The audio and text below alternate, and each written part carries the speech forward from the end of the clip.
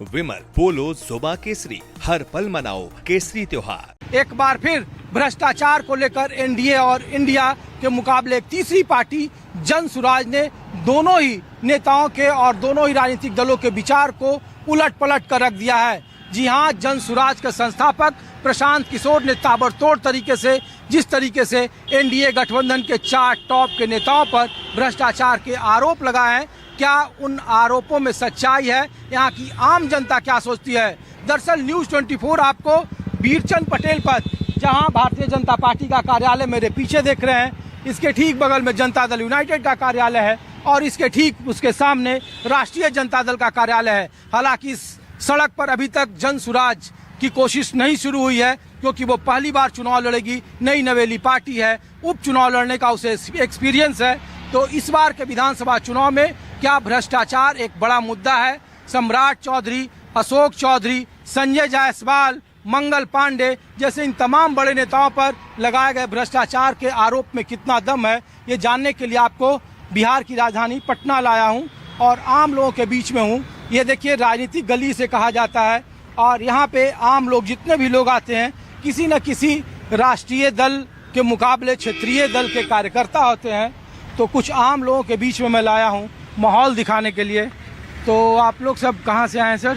हम लोग नालंदा जिला, सब लोग हिलसा विधानसभा से है। अच्छा, तो हम लोग तो दिल्ली से हैं और चुनाव भी राज्य है। बिल्कुल। तो हम लोग पूछ रहे हैं कि बड़ा चर्चा है देश में कि जो एनडीए के 4 बड़े नेता हैं, जिसमें आपकी पार्टी के अशोक चौधरी हैं, मौजूदा मंत्री हैं, सम्राट चौधरी हैं, संजय जायसवाल हैं, मंगल पांडे हैं, इन पे भ्रष्टाचार के बड़े संगीन आरोप लगे हैं। आरोप लगाने का मतलब ये थोड़े होता है कि आरोप साबित हो जाता है। सच्चाई सच्चाई होती है। आरोप लगाने का मतलब ये नहीं कि यह बात सच्चाई है।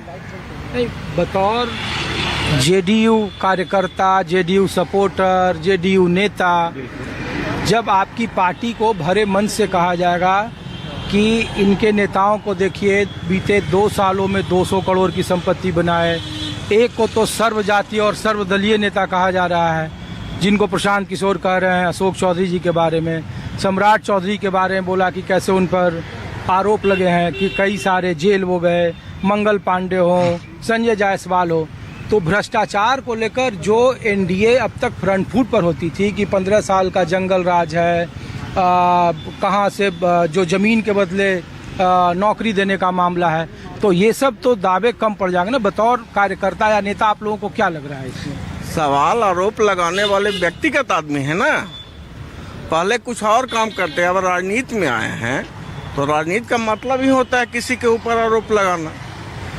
आरोप लगाने से ये बात साबित करना चाहिए उनको। तो कह रहे हैं बैंक का डिटेल दे रहे हैं, अपने बारे में कुछ कह रहे हैं। प्रशांत किशोर जी अपने बारे में क्या कह रहे हैं? खुद अपने बारे में, उनका अपना क्या है? प्रशांत किशोर के बारे में तो पलायन रोकने की बात करते हैं प्रशांत किशोर जी ना। खुद पलायन हो चुके हैं बिहार से। बिहार में कब आएंगे प्रशांत किशोर जी? तो 2 साल से घूम रहे हैं। अपना जो घर है सासाराम में, उसमें दीपक कब जलेगा? क्या दीपावली में दीपक जलाएंगे अपने घर में? उनकी पत्नी जो आसाम में डॉक्टर हैं, क्या बिहार में आकर प्रैक्टिस करेंगी? उनके जो भाई दिल्ली में बिजनेस करते हैं, क्या बिहार में आकर अपने व्यवसाय को बढ़ाएंगे?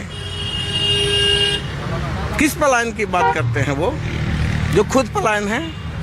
वो तो भ्रष्टाचार की बात कर रहे हैं, यहाँ रोजगार की बात। हमको तो लगता है कि जितना रुपया चुनाव में खर्च कर रहे हैं प्रतिदिन, उसका हिसाब देंगे। पैसा कहाँ से आती है उनके पास? उनके पास पैसा कहाँ से आती है? ना कोई नौकरी है, ना घर में खेती बाड़ी करते हैं, तो उनके पास पैसा कहाँ से आया है? आप लोगों को ही लगता है?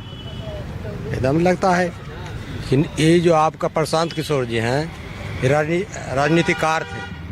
कभी भाजपा को जिताते हैं, कभी कांग्रेस को जिताते थे, नीतीश कुमार को भी, कभी नीतीश कुमार को भी जिताए। बिहार में बाहर है, उनको यहाँ मंत्री का दर्जा भी मिला था। वो दिन का शिकायत कहाँ गया था?